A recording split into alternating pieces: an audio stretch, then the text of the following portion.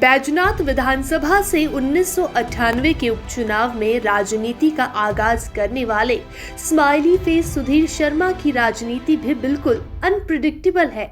जिस तरह से धर्मशाला के मौसम की सटीक भविष्यवाणी नहीं होती, उसी तरह से सुधीर शर्मा भी विरोधियों के लिए एक पहेली है।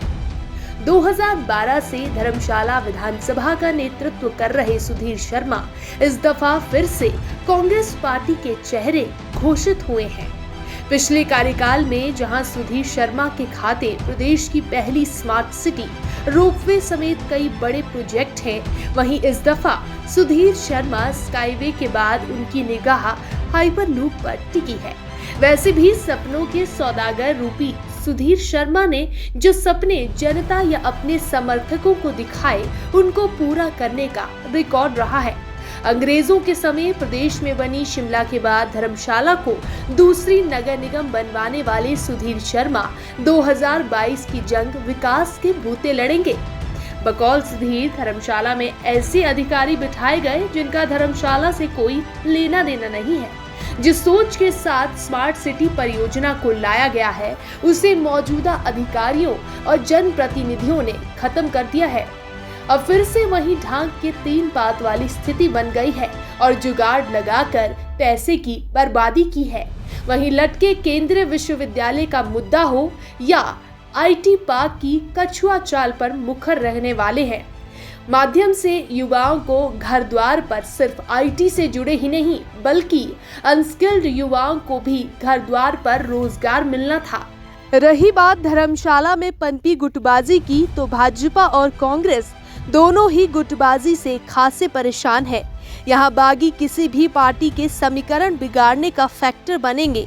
वहीं सुधीर शर्मा के मुताबिक बुरे समय में जो साथ खड़े रहे वही अपने हैं। लोकतंत्र है और जिसने भी टिकट मांगा वो परिवार के लोग हैं और सबको साथ चलना चाहिए।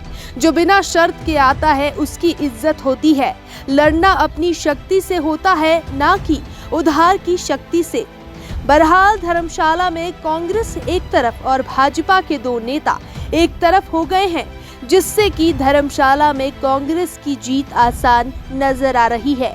जहां भाजपा पहले हमेशा धर्मशाला से गद्दी नेता को ही मैदान में उतारती थी, क्योंकि धर्मशाला में गद्दी वोटर ही तय करता है कि किसको जिताना है और किसको हराना।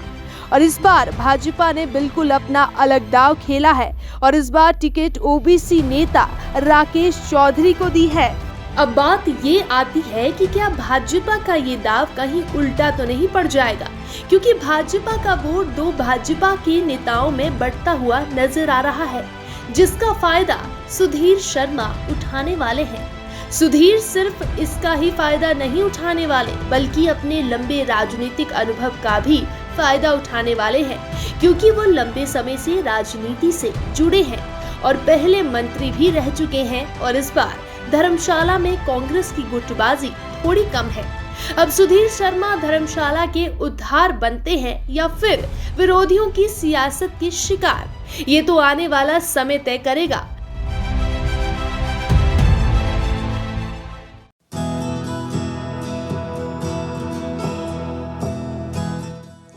कुंदन ज्वेलर्स धर्मशाला 2 दशकों से भी ज़्यादा समय से यहाँ पारंपरिक गहने और सदाबहार डिज़ाइंस बनाए और बेचे जाते हैं। गद्दी संस्कृति से जुड़ा चांदी का हर एक गहना यहाँ उपलब्ध है।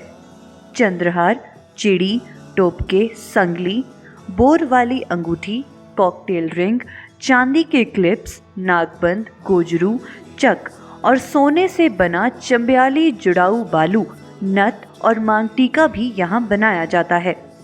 इसके अलावा पहाड़ी संस्कृति से जुड़े लोगों के लिए भी यहाँ अलग अलग डिज़ाइंस के हार, नेकलेस सेट, कंगन और पायल इत्यादि उपलब्ध हैं। सोने की बालियों से लेके चांदी के झुमकों तक हर एक गहना यहाँ उपलब्ध है। इसके साथ ही अपने मनपसंद डिज़ाइन के गहने भी आप यहाँ पर बनवा सकते हैं। दूर दूर से आए लोग यहाँ से अपने मन चाहे आभूषण लेकर जाते हैं और तो और आप ऑर्डर पर भी अपने गहने बनवा सकते हैं। यहाँ आपको ऑर्डर पर बने अपने गहनों की निःशुल्क डिलीवरी भी करवा दी जाएगी। कुंदन ज्वेलर्स, सिविल बाजार, धर्मशाला। अधिक जानकारी के लिए संपर्क करें 9816487971 और 94181 12676 पर।